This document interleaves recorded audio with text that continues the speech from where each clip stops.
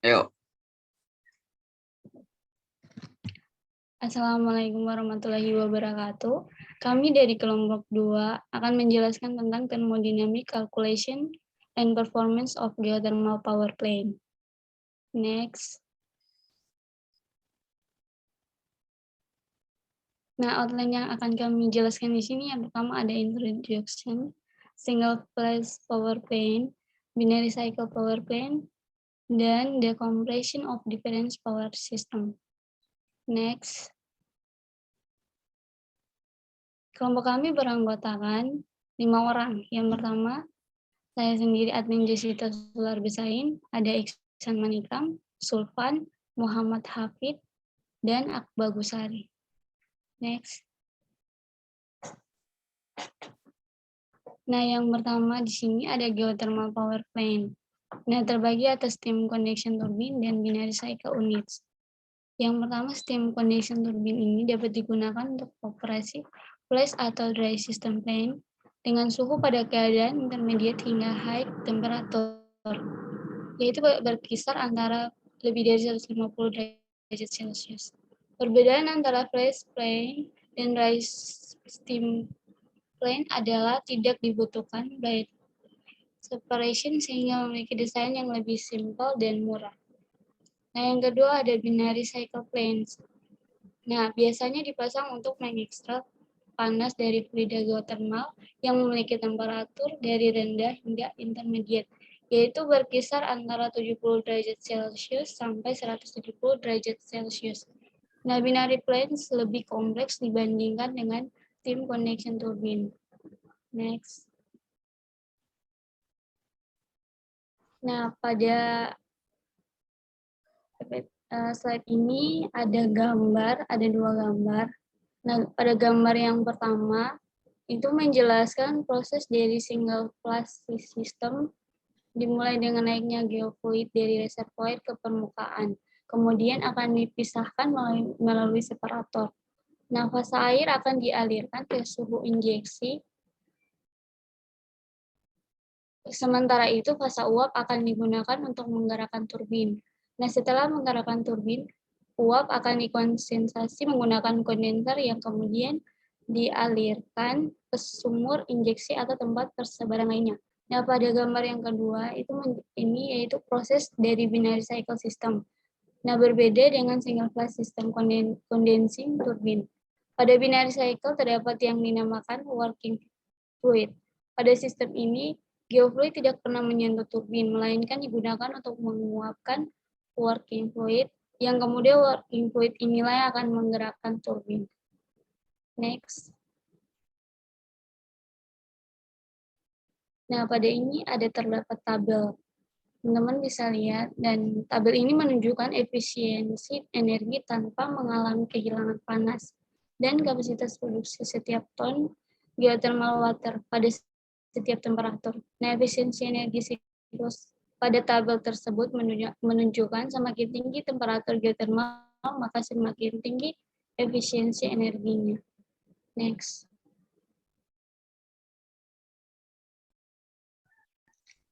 Baik, selanjutnya ada kalkulasi termodinamika yang dimana di single flash steam power plant. Nah, di sini nanti juga ada perhitungan di binary, mungkin bisa dijelaskan teman saya nanti. Nah, di sini yang pertama ada gambar terkait temperatur berbanding dengan entropi.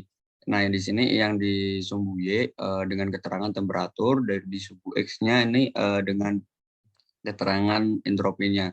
Nah, di sini juga di dalam gambar terdapat kode-kode ya, di mana ada satu aksen, H4, 3, 2, 5, dan QL, dan seterusnya. Nah, di sini ini kode yang memudahkan kita untuk mengkalkulasikan nanti. Nah, mungkin untuk contohnya langsung ke perhitungannya. Nah, di sini perhitungan yang pertama ini ada menghitung PNet atau net power output of signal flash system.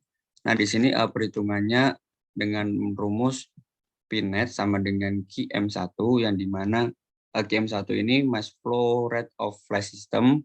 Nah, aksen rate 1 ini adalah saturasi steam yang dimana pada kondisi 1, di sini ada keterangan 1. Nah, kita lihat di diagramnya. Nah, di sini diagramnya pada satu ini pada titik sini.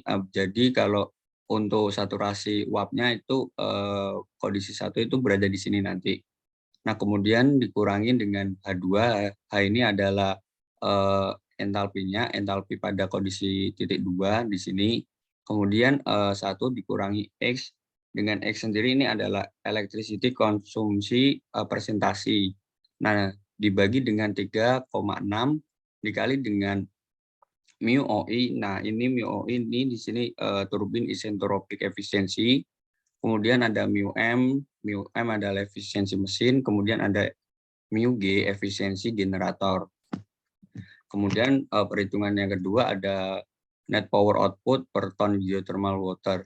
Nah, di sini kita masukkan rumus NE sama dengan P net dibagi dengan QM. Nah, ketika nanti QM-nya tidak diketahui, maka kita bisa kalkulasikan menggunakan rumus di sampingnya, yaitu M1 dikali dengan kuadrat aksen 1 dikurangi H2 dikali 1 min X per 3,6. Nah, di sini M1-nya ini apa? M1-nya ini adalah flash steam mass flow rate per ton geofluid. Nah, di sini kuadrat aksinya tetap sama. Tadi saturasi uapnya pada titik 1 di sini. Kemudian entalpinya pada titik yang kedua. Kemudian 1 dikurangi X. X tadi tetap masih sama. Konsumsi electricity, konsumsi efisien. Kemudian dibagi dengan 3,6 dikali dengan turbin isentropik efisiensi dikali dengan efisiensi mesin dikali dengan efisiensi generator. Kemudian perhitungan yang ketiga adalah efisiensi energi pada flash system. Nah, di sini dengan dilambangkan mu net. Nah, dengan menggunakan rumus yaitu 3,6 dikali dengan P net-nya. Nah, di sini P net-nya kan udah diketahui pada langkah yang pertama. Kemudian dibagi dengan QM. QM-nya juga udah diketahui tadi lewat perhitungan net power output. Kemudian di sini dikali dengan H. H dikurangi H3. Nah, H sendiri ini maksudnya apa? H sendiri ini maksudnya yaitu entalpi pada titik H. Nah, kita lihat lagi pada diagram titik H terletak di sini. Jadi nanti kita input datanya entalpi pada titik H-nya itu di sini. Tinggal kita masukkan ke kalkulasi. Kemudian entalpi pada titik yang ketiga ini di sini sama seperti tadi, tinggal kita kalkulasikan. Nah, jadi nanti menjadi kayak gini, 3,6 NE per H min H3. Nah, di sini maksudnya kok bisa sih 3,6 P net dibagi dengan QM, kok menjadinya 3,6 NE, sedangkan di sini nggak ada NE. Nah, di sini mengacu pada langkah yang kedua tadi, bahwasanya P net dibagi QM itu sama dengan NE, jadi lebih efisien. Kemudian yang keempat ada efisiensi geothermal, pemanfaatan sumber daya geothermal pada single flash system. Dan dengan lambang mu atau efisiensi energi, nah di sini itu menggunakan rumus 3.600 P net dibagi dengan QM-nya dikali dengan daya maksimum dikali 10⁻3. Seperti tadi di sini kalau memang lebih efisiensi nanti perhitungannya menggunakan NE karena P net dibagi QM sama dengan NE nanti. Nah, 3,6 dikali NE tinggal dibagi dengan daya maksimumnya.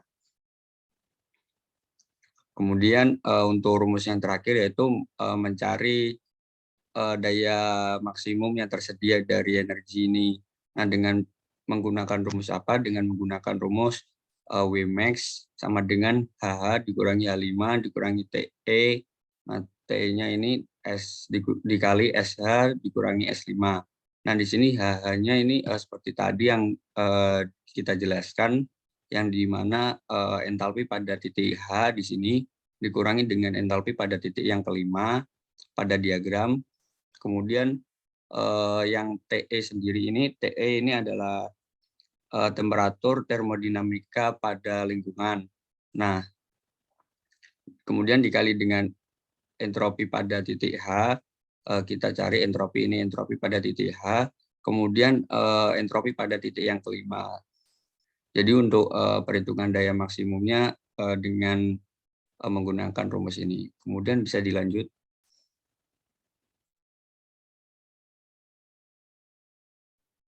Baik, saya akan menjelaskan single phase steam power plant. Nah, kita bisa lihat sendiri itu ada gambar, yaitu gambar itu menjelaskan tentang skema diagram single phase system di Fengsun. Yang pertama-tama itu dia dari pompa produksi yang digunakan untuk mengantarkan geofluida ke separator. Dan geofluida dalam keadaan cair memasuki pemisah dan berubah ke dalam bentuk uap jenuh dan cairan. Kemudian cairan jenuh dialirkan ke dalam weir drainase, dan saat pengaliran itu dia tidak menggunakan pompa karena aspirator berada pada posisi yang tinggi. Dan kemudian uap jenuh memasuki turbin, di mana turbin itu mengembang dan juga memutar porosnya.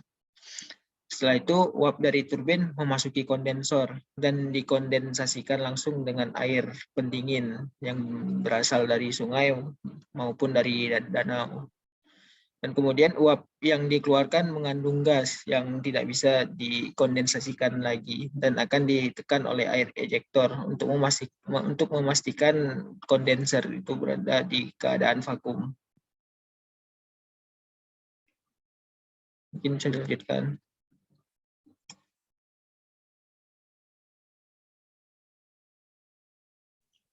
Oke, yang selanjutnya adalah binary cycle power plant. Nah, jadi sebelumnya untuk di sisi sebelah kiri bisa teman-teman lihat ya, itu ada kurva.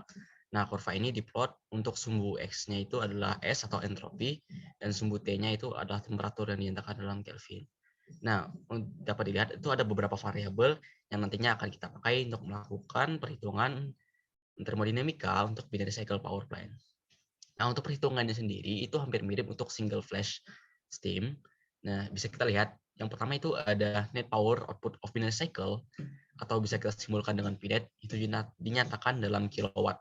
Nah, untuk mencari Pnet sendiri itu dapat kita cari dengan rumus Pnet sama dengan QNO dikali dengan H1 dikurang H2 dikurang H5 dikurang H4 dikali 1 dikurang X dibagi 3,6 dikali efisiensi turbin dikali efisiensi mesin dikali efisiensi generator. Nah, untuk H ini sendiri itu merupakan spesifik entropi dan X itu adalah presentasi konsumsi elektrik. Nah, untuk perhitungan kedua itu dapat kita hitung net power output per ton geothermal water. Nah, untuk net power per ton ini dinyatakan dalam kilowatt hour per ton. Nah, untuk mencarinya dapat kita cari dengan rumus NE sama dengan Pnet per Km. Pnet ini sudah kita dapatkan pada perhitungan sebelumnya. Nah, jika kita tidak memiliki nilai Km, maka dapat kita cari dengan rumus NE sama dengan MO dikali H1 dikurang H2 dikurang H5 kurang H4 dikali 1 dikurang X dibagi 3,6. Lalu dikali lagi dengan efisiensi turbin, dikali efisiensi mesin, dan dikali efisiensi generator. Nah, untuk perhitungan yang ketiga, itu ada energi efisiensi of binary cycle. Nah, ini dinyatakan dalam persen. Nah, untuk mencarinya, itu dapat kita gunakan rumus efisiensi energi sama dengan 3,6 dikali Pnet per QMO dikali H1 dikurang H5. H ini masih spesifik entropi. Nah, untuk yang perhitungan yang terakhir, itu ada maksimum available energi atau dapat kita simbolkan dengan Wmax.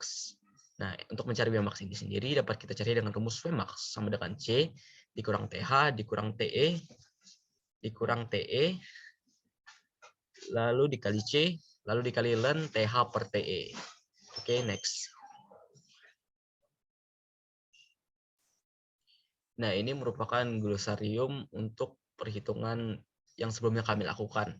Jika teman-teman ada kebingungan untuk variabel yang kami pakai, nah berhubung ini juga akan di-upload ke YouTube ya, jadi bisa di-post aja biar lebih jelas, bisa dilihat sendiri. Oke, mungkin bisa next slide. Oke, jadi baiklah kita akan masuk ke komparasi dari beberapa power system sudah dijelaskan oleh teman-teman saya tadi, yang dimana ada binary cycle unit dan single phase system. Nah, di sini untuk tabel pertama itu dimana ada thermodynamic calculation of two geothermal power system. Nah, di sini ada dua tipe of plant. Yang pertama itu adalah binary sama single flash. Dimana di sini terdapat working fluid yang berbeda itu antara binary sama single flash. Nah, namun di sini yang dapat kita perhatikan beberapa keadaan itu dianggap sama. Nah, namun dia menghasilkan energi efisiensi dari power plant serta power output of per ton geofluid yang berbeda gitu. Nah, untuk efisiensi dari power plant ternyata untuk binary itu lebih efisien dengan persentase sebesar 4,15. Namun untuk power outputnya ternyata single flash lebih tinggi gitu, di mana dia menghasilkan 1,57 kWh per tonnya. Nah, di sini cukup menarik, di mana efisiensi yang lebih besar untuk binary, namun untuk power outputnya lebih besar yang single flash. Gitu. Nah, selanjutnya untuk tabel ketiga, di mana komparasi dari different power system dengan different working fluids, di mana pada tabel 3 ini menunjukkan bahwasannya pada tabel tersebut dapat secara jelas bahwa power output dari setiap geofluid untuk sistem single flash itu lebih tinggi dibandingkan binary cycle ketika suhu berada di bawah 130 derajat Celcius. Nah, namun hal tersebut dapat terjadi sebaliknya gitu, sehingga dia menghasilkan hasil yang sebaliknya juga. Nah, jika dibandingkan dengan binary cycle, single flash itu memiliki kelebihan berupa power output per ton geothermal water yang lebih besar, yang lebih aman serta lebih mudah untuk dioperasikan gitu. Namun ketika suhu geofluid itu berada pada 100 derajat atau lebih rendah, spesifik volume dari flash steam-nya itu 80 kali lebih besar gitu. Nah, di sini akan berkorelasi dengan tabel keempat. Nah, ini ada desain dan operasi dari single flash system ya. Nah, yang saya jelaskan tadi, di mana oleh karena itu penting bagi sistem flash tunggal untuk memisahkan dua fase sebelum uap masuk ke turbin. Gitu. Nah, cairan yang terperangkap dalam uap dapat menyebabkan korosi pada perpipaan, sehingga hal tersebut harus kita separasi terlebih dahulu nih. Tuh. Mungkin terima kasih. Mungkin dapat dikembalikan ke moderator. Baik. Demikian presentasi dari kelompok kami, kelompok 2. Mohon maaf jika ada salah kata. Sekian dan terima kasih.